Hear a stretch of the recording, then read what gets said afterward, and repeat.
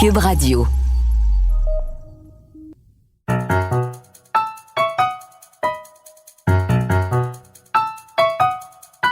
Ici Mathieu Bock-Côté et bienvenue aux Idées mènent le monde.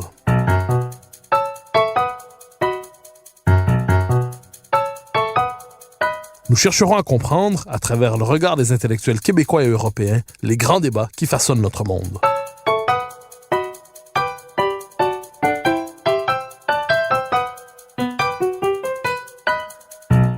Les Québécois n'en sont pas toujours conscients, mais la question du Québec a déjà été et demeure peut-être un enjeu international, un enjeu géopolitique, diraient certains. Certaines des grandes figures du 20e siècle ont dû, d'une manière ou d'une autre, se positionner mentalement ou politiquement par rapport à la question nationale. Jean-François Lisée vient d'écrire 2 ouvrages à propos de 2 d'entre eux, John Fitzgerald Kennedy et le général de Gaulle. Le premier a pour titre La tentation québécoise de JFK, le second, De Gaulle l'indépendantiste. Avec un formidable sens du récit, il nous raconte une histoire que nous connaissons peut-être bien moins que nous le croyons. Je le reçois aujourd'hui pour en parler. Jean-François Lisée, bonjour. Bonjour Mathieu. Alors, question première sur le premier des 2 ouvrages, celui sur JFK, celui sur Kennedy.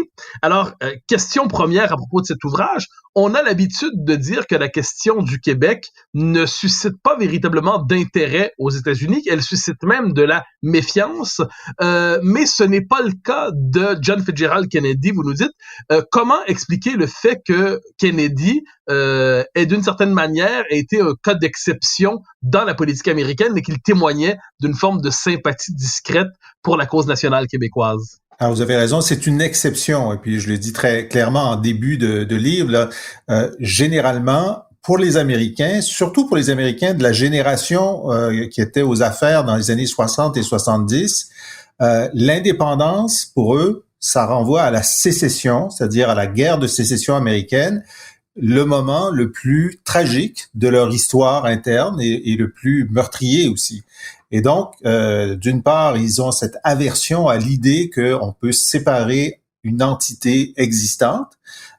Et deuxièmement, pour eux, le melting pot, alors que tout le monde s'assimile dans le grand tronc commun américain anglophone, c'est le zénith de la civilisation. Et donc, ils comprennent même pas pourquoi les Québécois veulent continuer à parler le français. Alors, je parle généralement parlant. Et lorsque la question de l'indépendance va se poser sérieusement en 76 après l'élection, lorsque Pierre Trudeau va voir le président en exercice Jimmy Carter, qui est un modéré, qui est pas un Donald Trump, là, au contraire, qui est quelqu'un de très posé, il soutient Trudeau dans sa volonté de garder le Québec dans le Canada, parce que lui a peur, lui qui vient du Sud, a peur que y ait une contagion qui fasse en sorte que des régions américaines se disent « si le Québec se sépare, pourquoi pas nous ?» Il est très soft dans son appui à Trudeau, il ne pose aucun geste grave pour empêcher le Québec de décider, mais il veut exprimer sa claire volonté que le Canada reste uni. Alors pour John Kennedy, c'est différent pour plusieurs raisons. La première, sans doute, c'est que comme il est catholique, irlandais, il suit, comme les autres membres de sa famille, puis l'élite de Boston, ce qui se passe dans le monde catholique. Et par exemple, le Monseigneur Charbonneau qui appuie la grève des mineurs et qui ensuite est démis de ses fonctions, ou plutôt déplacé vers Vancouver, c'est un événement important dans le monde catholique du nord-est américain des années 50. Et donc, c'est quelque chose qui est un sujet de conversation chez les Irlandais catholiques de Boston. Il y a aussi le fait que, à l'époque, on parle des années 40 et 50, c'est très chic de parler français dans l'élite de Boston. Et donc, évidemment, Rose Kennedy, la mère, parle français. Ted Kennedy, le frère Édouard, parle français. John Kennedy va marier Jacqueline Bouvier, qui est de descendance française. Et donc, parler français, être intéressé aux questions francophones, c'est quelque chose qui est très positif.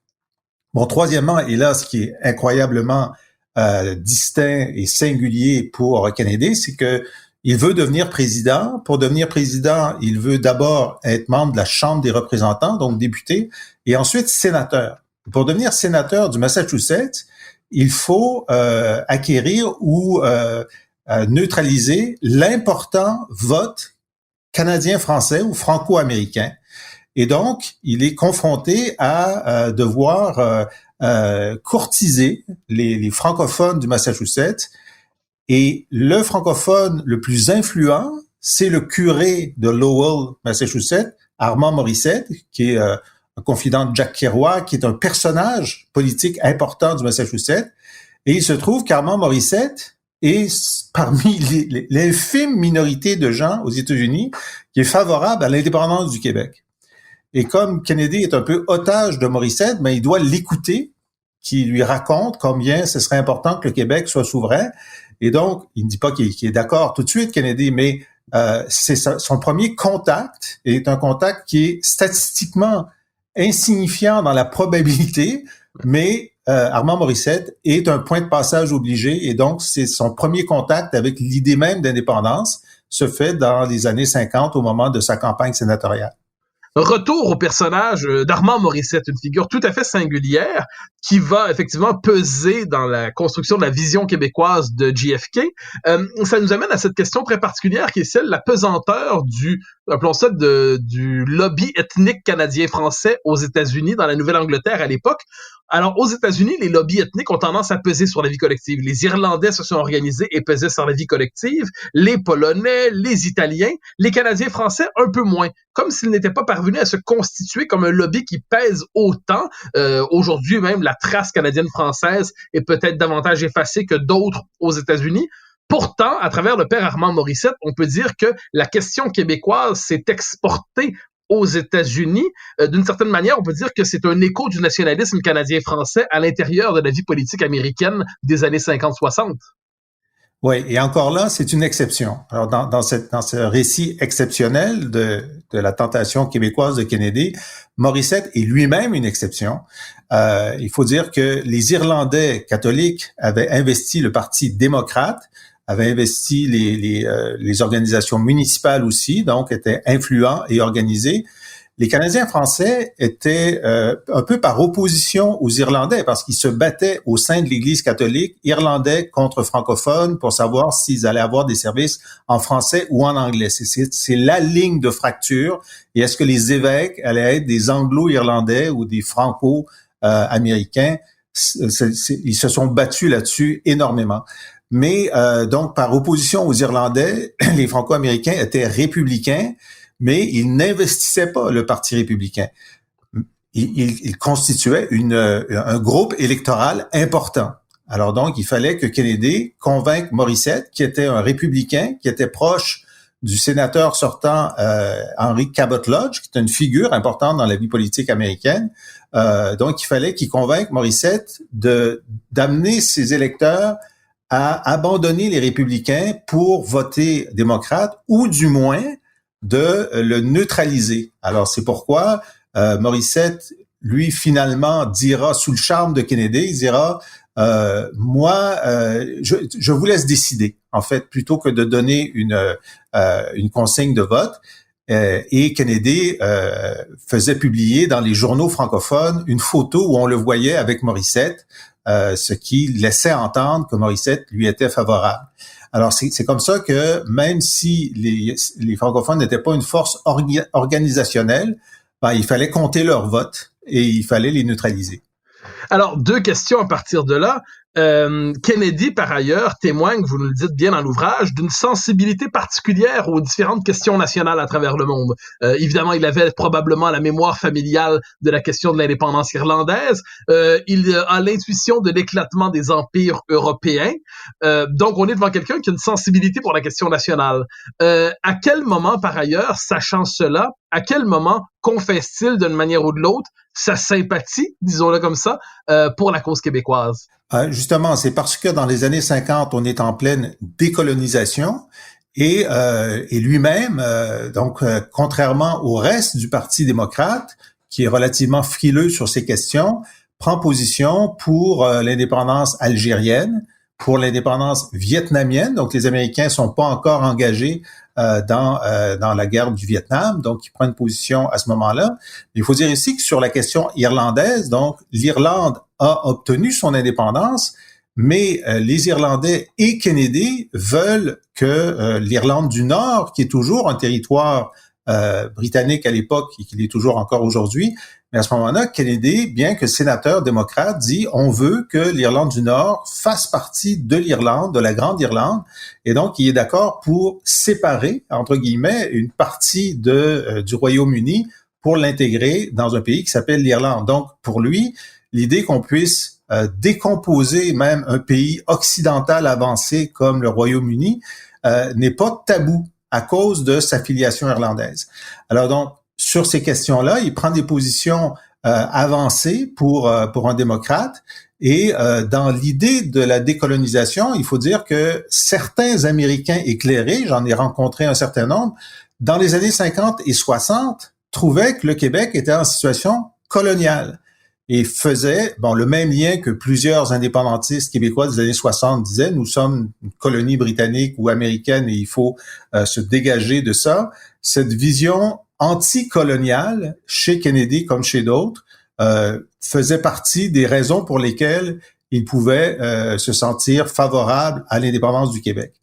Alors, il le dit à Morissette, qui le rapporte vers 58-59, et là, les corroborations sont importantes parce qu'on n'a pas de témoignage direct de Kennedy, on n'a pas de lettres. Alors, Morissette, lui, dit en entrevue, il me le dit à moi à plusieurs reprises que c'est vers 58 que Kennedy lui dit, oui, je crois aussi que le Québec deviendra un pays aux Nations Unies. On parle des Nations Unies à l'époque parce que c'est cette invention magnifique où toutes les nations sont présentes. Morissette, j'ai pu vérifier auprès des organisateurs de Kennedy de l'époque que Morissette était très articulé, qu'il était important, qu'il avait un contact épisodique mais réel avec Kennedy. Et j'ai pu vérifier que Morissette s'est vanté de cette conversion de Kennedy auprès de certains de ses proches à qui j'ai parlé, qui étaient dubitatifs et qui, eux, étaient contre l'idée d'indépendance. Et donc, il y a cette corroboration pour ce moment-là. Alors, c'est une confession. Est-ce qu'à certains moments, Kennedy va reconduire ce sentiment? Est-ce qu'il va avoir l'occasion de témoigner à nouveau de cette sympathie? Ou est-ce que c'est le moment où, d'une certaine manière, il a dévoilé sa tentation québécoise? Il y aura un deuxième moment, et encore là, moi, j'aimerais avoir une preuve beaucoup plus solide, mais donc, on a l'état de la preuve telle qu'elle est. Il y a un deuxième moment où, donc, il faut savoir qu'une fois qu'il est président de 60 à 63, il est occupé à toutes sortes d'autres choses très importantes, mais dans son briefing quotidien ou dans sa lecture de quotidien, la question québécoise existe. Vers 61-62, il y a un article de première page du New York Times sur la question de l'indépendance du Québec. Ça fait partie, disons, sur 1000 sujets internationaux d'intérêt, c'est peut-être le 912e, mais il n'est pas absent du radar. Ça, c'est une chose qu'il faut savoir dès le début des années 60. On sait que vers 62-63, Raymond Barbeau, qui est le leader de l'Alliance Laurentienne au Québec, affirme avoir su d'amis new-yorkais que Kennedy s'est prononcé en faveur de l'indépendance du Québec. Alors évidemment, la Maison-Blanche dément cette information, ce qu'elle doit faire, mais c'est cet écho qui nous arrive. Alors Barbeau n'a pas de preuve de ça et j'ai pas pu remonter la filière. Cependant, ce que j'ai fait, c'est que j'ai demandé aux conseillers de Kennedy de l'époque si ça pouvait être vrai.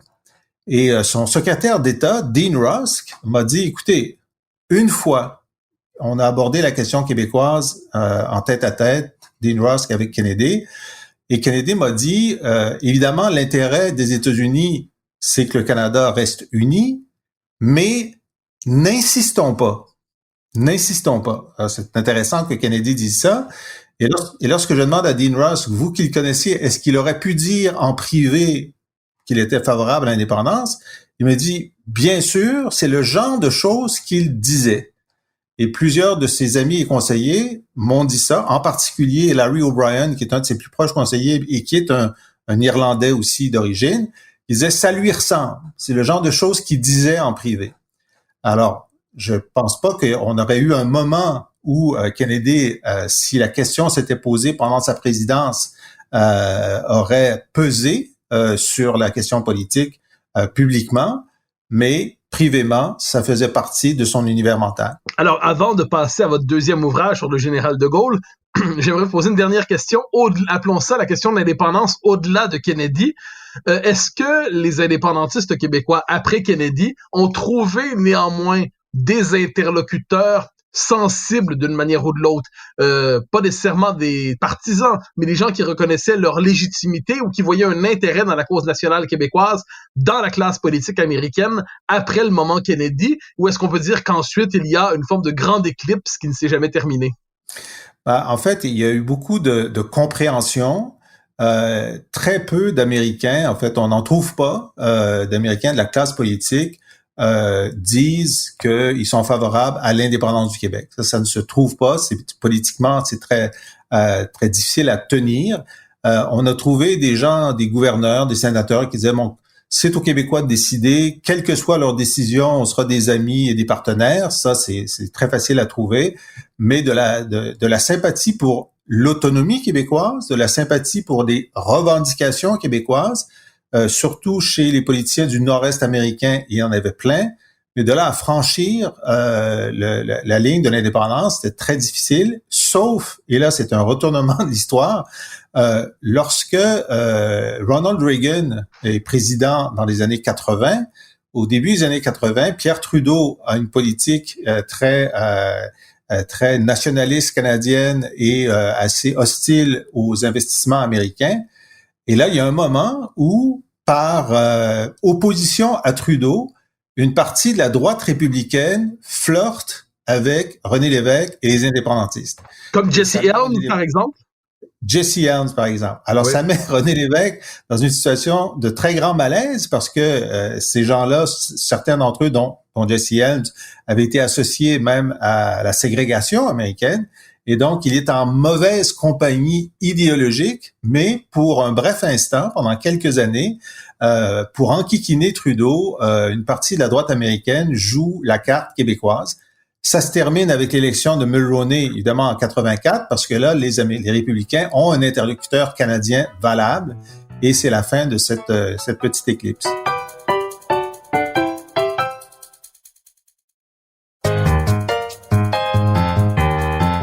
Alors, traversons l'Atlantique, après le premier ouvrage, donc celui consacré à Kennedy, traversons l'Atlantique pour parler de votre autre livre, De Gaulle, l'indépendantiste. Alors là, on est un peu plus en terrain connu, c'est-à-dire le général de Gaulle, par son Vive le Québec libre, a officialisé, c'est le moins qu'on puisse dire, son appui à la cause nationale. Mais dans votre ouvrage, vous nous montrez comment il y avait absolument rien là-dedans d'improvisé, comme certains l'ont dit, que ça s'inscrivait à la fois dans une lecture de l'histoire du monde, de la France. Alors, quelle était la vision de l'histoire du monde et de la France qui a poussé de Gaulle très rapidement à marquer une sympathie pour la cause québécoise?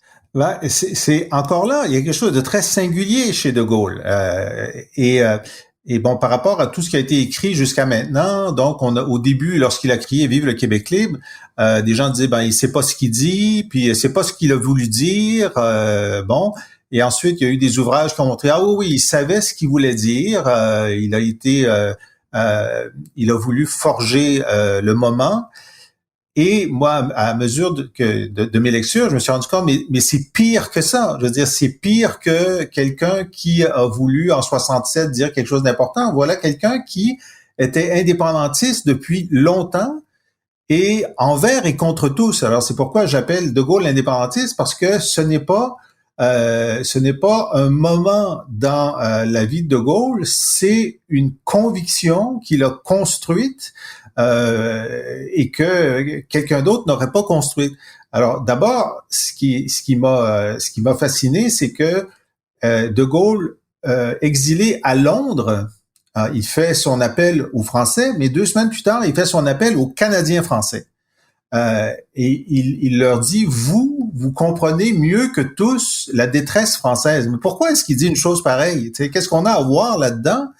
Et c'est qu'il fait un lien entre l'exil des Français républicains à Londres et le fait que les Québécois ont été exilés, les Canadiens français, les 60 000 colons français qui ont été laissés à partir de la conquête, ont été en exil. Ils ont résisté, ils ont été résilients, ils ont survécu, et donc ils ont triomphé. Alors De Gaulle se dit, moi, exilé, abandonné, tout seul à Londres, je suis comme ces colons français, et comme eux, on va réussir à traverser l'épreuve et à revenir. Alors c'est très particulier comme raisonnement, mais il le fait là, et donc il s'attache au destin canadien-français dès la guerre, dès 44, dès 39 en fait, et puis ensuite lorsque en 60 il vient visiter le Québec, c'est un Québec encore endormi.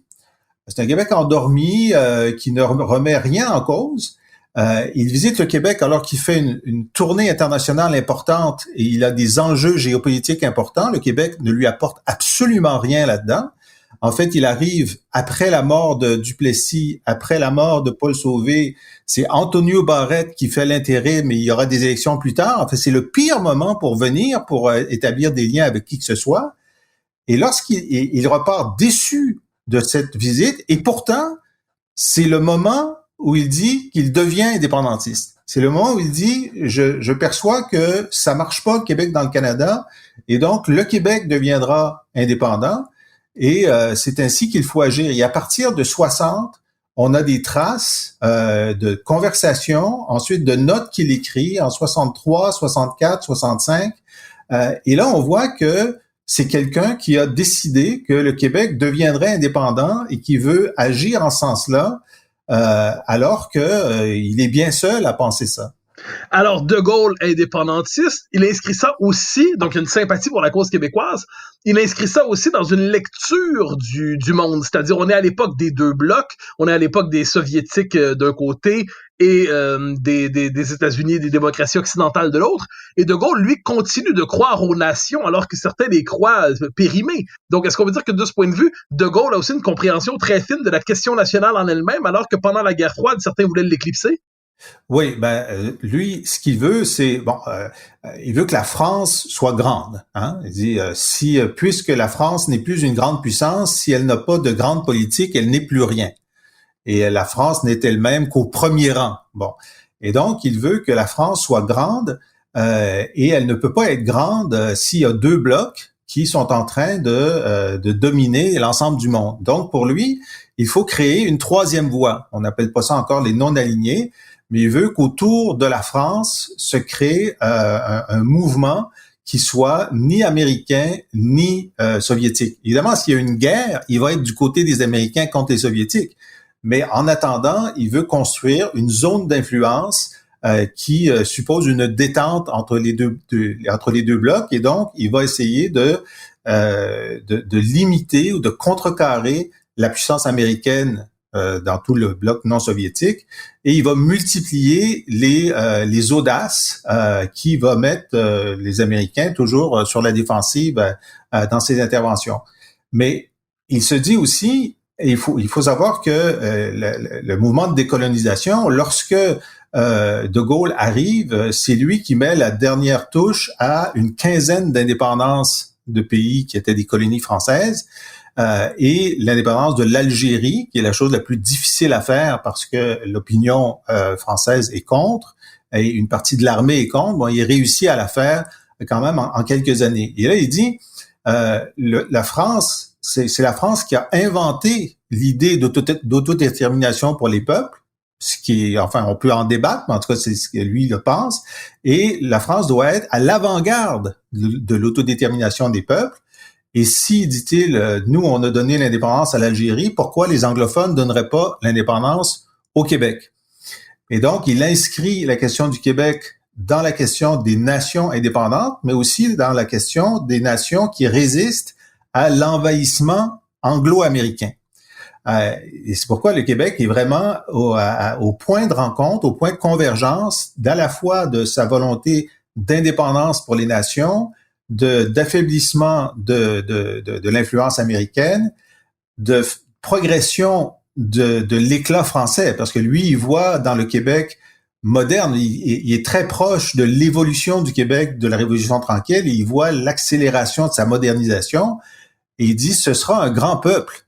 Et donc, ça va beaucoup aider la France d'avoir un grand peuple francophone en Amérique du Nord. Alors donc, pour lui, le Québec est vraiment au point de convergence de l'ensemble de sa politique.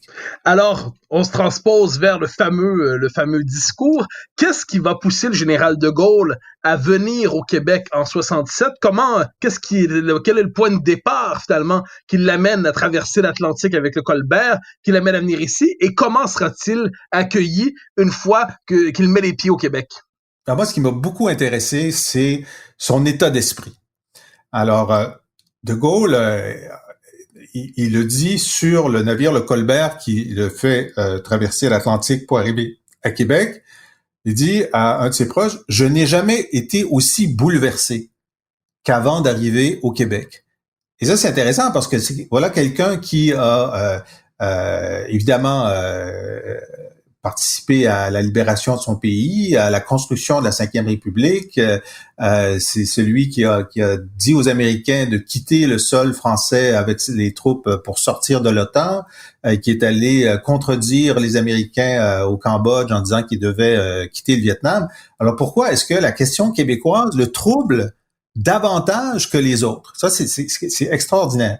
Et lorsque, évidemment, il a voulu aider le sage à faire la délégation du Québec, les accords. Il a mis tout son gouvernement au service de l'accélération des ententes avec le Québec. Ça le dérangeait pas d'avoir des différends avec le Canada. Bon, et quand vient cette invitation pour l'exposition en 67, il refuse. Il refuse parce que il dit, si j'y vais, ça va être pour mettre le feu. Hein, ce sont ces termes. Si j'y vais, ça va être pour mettre le feu. J'irai pas en tourisme, j'irai faire l'histoire. Et c'est comme si, par ce premier refus, en 66, il disait, retenez-moi, je vais faire un malheur. Hein? C'est comme s'il était conscient de l'ampleur du choc qu'il allait asséner à la réalité québécoise s'il y allait. Et c'est Daniel Johnson, donc le père, le premier ministre, qui va le voir et qui lui dit, écoutez, mon général, on a besoin de vous, c'est maintenant ou jamais. Et ça emporte sa décision d'y aller. C'est vrai, le Québec a besoin de moi, il faut réparer cet abandon de la France, ça fait partie. Et lui, évidemment, de Gaulle, pour lui, il incarne la France, il est la France. Et aucun de ses successeurs, pense-t-il, ne pourra en faire autant, donc c'est à lui de le faire. Et lorsqu'il traverse, il essaie de voir, est-ce que il sait ce qu'il va dire? D'ailleurs, dans le Colbert, il écrit tous ses discours, y compris celui de Montréal, et là, il va se dégourdir les jambes, et il voit son chef d'état-major, et il lui dit, « Que diriez-vous si je leur criais « Vive le Québec libre » ?» Et son chef d'état-major lui dit, « Mais vous n'y pensez pas, mon général ?» Et de Gaulle répond, « Peut-être que oui, ça dépendra de l'atmosphère. » Et donc, il sait qu'il veut venir dire « Vive le Québec libre ». Il sait que il espère que ça va accélérer l'histoire du Québec. Il sait que Daniel Johnson n'est pas indépendantiste. Johnson lui a bien expliqué qu'il voulait rester dans le Canada avec plus de pouvoir et que la visite historique de Gaulle, que Johnson amplifie de toutes les façons possibles pour que ça soit grandiose, augmente le rapport de force du Québec au sein du Canada. Alors, il sait très bien ça. Le sage aussi sait très bien, de Gaulle sait très bien que le sage est fédéraliste, donc ses principaux interlocuteurs ne sont pas d'accord avec lui sur l'avenir du Québec. Et il se dit, ça dépendra de l'atmosphère, je verrai si le moment s'y prête. Et là, le moment s'y prête tellement que lorsqu'il arrive au Québec, il n'est jamais arrivé, Mathieu, avant dans l'histoire du Québec ou après, qu'un visiteur étranger ait un accueil aussi formidable que celui que les Québécois ont prodigué au général de Gaulle. Ça n'existe pas. Et j'essaie de le décrire dans le livre, c'est inimaginable, l'ampleur de cet accueil-là. Et donc, il se sent parfaitement justifié d'aller au bout de sa volonté. Et lorsqu'il a dit « Vive le Québec libre », il sait qu'il vient de lancer un énorme pavé dans la mare. Il se retourne vers Daniel Johnson et il lui dit « Je pense que je viens de vous causer un problème. » Hein? Il sait très bien ça. Et là, on a un certain nombre de... Puis moi, j'ai été très très attentif à ces éléments de preuve-là, il se demande s'il est allé trop loin. Il était bouleversé avant, il a un doute après, parce qu'il voit bien que la foule a bien réagi, mais les élites qui étaient à l'hôtel de ville et qu'il a rencontré juste après étaient extrêmement froids. Et le lendemain matin, il se lève et il demande à son aide de camp, est-ce que le programme tient toujours? Comme si pendant la nuit, quelqu'un avait annulé le reste du programme compte tenu de l'ampleur de ce qu'il avait dit. Alors évidemment, le programme tient toujours et il reste encore une journée et demie de visite de Gaulle à Montréal. Et c'est une très longue visite, en fait. Et là, il se demande comment est-ce que Daniel Johnson va réagir. Est-ce qu'il va dire, ben non, moi, je suis pas d'accord avec ça. Alors, il y a chez de Gaulle un doute après. Ensuite, évidemment, le ressac de la presse anglophone et de la presse française est très, très fort, de beaucoup de politiciens français, François Mitterrand, entre autres, Giscard d'Estaing. Certains se demandent s'il est en train de devenir sénile, et c'est le commentaire qui le heurte le plus, d'ailleurs. Et il se justifie à plein de gens en privé, et là, donc, j'étale l'ensemble de ces justifications-là. Et plutôt que de ralentir, il décide d'accélérer. Alors, il se dit, de toute façon, maintenant, c'est fait. J'ai mis le contact. Hein, ça, c'est son expression. J'ai mis le contact. Maintenant, il faut avancer. Et il pense que Daniel Johnson va faire l'indépendance dans les mois qui suivent. Et ce n'est pas ce qui va arriver, hélas, qu'on pourrait dire. Néanmoins, dans une conférence de presse quelques semaines ou mois plus tard, j'ai pas la date exacte en tête, à tous ceux qui doutent de la signification de son propos, il va rappeler, il va confirmer son adhésion claire à l'indépendance du Québec à la lumière d'une connaissance assez fine de l'histoire du Québec. Oui, tout à fait. Alors, pas chaque année, mais tous les 2 ans, de Gaulle fait une grand-messe qui est une conférence de presse télévisée. Et d'ailleurs, c'est très particulier parce que il prend toutes les questions au début et ne répond pas à une question après l'autre. Il prend toutes les questions et il dit, bon, si je comprends bien, vous avez 3 heures de questions, politique intérieure, politique internationale et politique de défense. Alors, je vais répondre dans l'ordre. Et alors, il se met à dire ce qu'il avait écrit et mémorisé. Hein? Bon. Et sur la question du Québec, il fait une petite histoire du Québec depuis la conquête jusqu'à 67, explique qu'il devait dire ce qu'il avait dit, que il est certain que le Québec deviendra un État, peut-être associé au Canada, au reste du Canada, pour maintenir ensemble leur indépendance face aux États-Unis. C'est ce qu'il avait dit au Château Frontenac lorsqu'il était venu à Québec. C'est d'ailleurs pour lui, donc, la souveraineté association ou la souveraineté partenariat, c'est un concept qu'il dit inventer en 1960, lorsqu'il a quitté Québec après sa visite. Mais donc, il veut accélérer les choses. Et lorsque on lui rapporte que, parce qu'il envoie Perfit, son ministre, voir Daniel Johnson, pour lui exposer son plan, le plan de Gaulle pour mener le Québec à l'indépendance, il dit, bon, il faut créer des événements qui vont exalter la population. Et donc, tous les 6 mois, de Gaulle, Johnson et ses ministres viendront à Paris pour une rencontre conjointe de nos conseils des ministres. Et les 6 mois suivants, moi, de Gaulle et mes ministres, j'irai au Québec. Et quand Perfit raconte ça à Johnson, qui déjà a un problème cardiaque, Johnson se masse le cœur pendant 1 minute et manque de tomber sans connaissance. Mais il dit quoi? Il dit, je comprends bien. De Gaulle reviendrait au Québec l'an prochain et Perfit lui dit, en quelque sorte. Et puis là, Johnson dit, il n'en est pas question. Non, on peut pas faire ça. Non. Alors là, Johnson se rend compte que il dit, écoutez, nous, on est des paysans, faut pas nous bousculer comme ça. Il voit que De Gaulle va aller beaucoup trop vite. Alors, quand Perfit revient pour dire ça à De Gaulle est très déçu, mais il pense quand même, c'est-à-dire, il pourrait abandonner le sujet. Il pourrait dire, ça marche pas, j'ai fait ce que j'ai pu, j'ai payé politiquement un prix lourd en politique intérieure française. La majorité des Français lui reprochent vivre le Québec libre à ce moment-là, mais au lieu de tourner la page, il veut quand même continuer. Et là, il invite donc Johnson, c'est à Johnson de faire la visite de retour. Alors, il l'invite il lui dit qu'il va y faire une grande fête. Johnson est malade, c'est reporté. Il dit, très bien, vous allez venir le 14 juillet, jour de la fête nationale. Vous allez être à la tribune d'honneur avec moi sur les Champs-Élysées pour faire la revue des troupes, c'est vraiment un honneur qui n'est réservé qu'aux plus grands. Donc, il veut continuer à appuyer sur l'accélérateur. Alors, Johnson ne pourra pas venir. Ensuite, va évidemment passer de vie à trépas à l'automne 68. Et De Gaulle devra se résigner à ce que son rêve ne se réalise pas.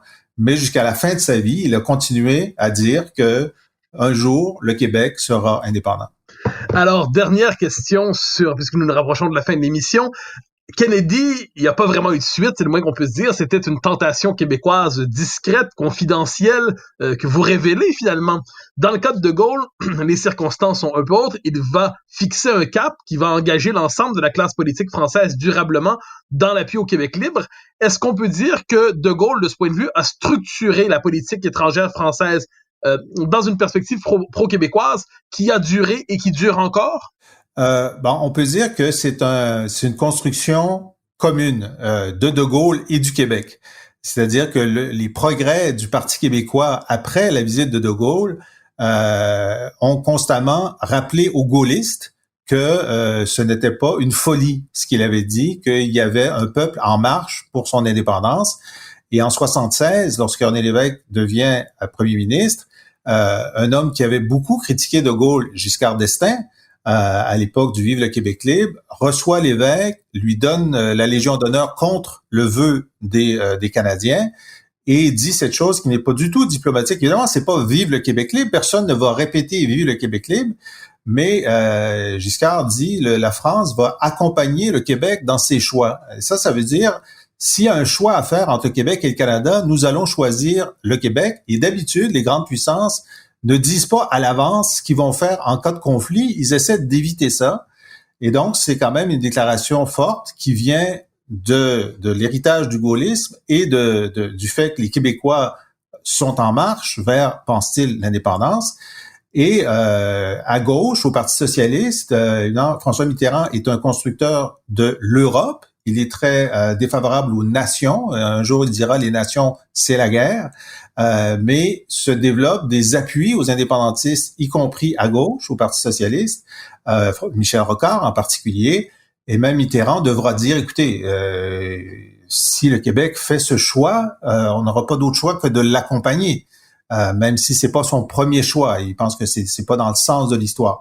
Mais donc, il y a un genre de consensus qui s'établit décennie après décennie sur l'appui au Québec, qui sera brisé peut-être temporairement par Sarkozy, qui lui décidera de larguer cette idée de même envisager, de poser l'hypothèse de ce que ferait la France en cas d'indépendance. En tout cas, Jacques Chirac, lui, au soir du référendum de 95, avait son communiqué, était prêt pour saluer et appuyer la décision québécoise de devenir souverain si le oui l'avait emporté. Alors, en attendant la suite de l'histoire que vous aurez peut-être l'occasion d'écrire et à laquelle vous participerez peut-être d'une manière ou d'une autre, Jean-François Lisée, c'était un immense plaisir de vous recevoir aux Idées mènent le monde. Je rappelle vos deux ouvrages, La tentation québécoise de John Fitzgerald Kennedy et De Gaulle indépendantiste. Merci infiniment. On peut les acheter enfin en librairie qui sont réouvertes et aussi sur laboîtealisée.com. Merci beaucoup, Mathieu. Merci, au revoir.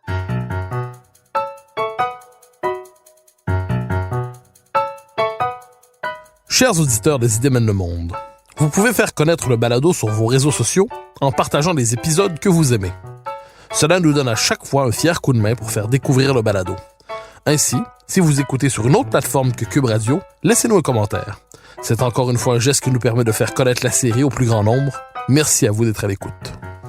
Vous pouvez me suivre sur Twitter et sur Facebook. Vous pouvez également lire mes chroniques chaque mardi, mercredi, jeudi et samedi dans le Journal de Montréal. Et chaque semaine, vous pouvez me suivre à la Joute à TVA. Animation et recherche, Mathieu Bock-Côté. Réalisation, Anne-Sophie Carpentier. Une production Cube Radio.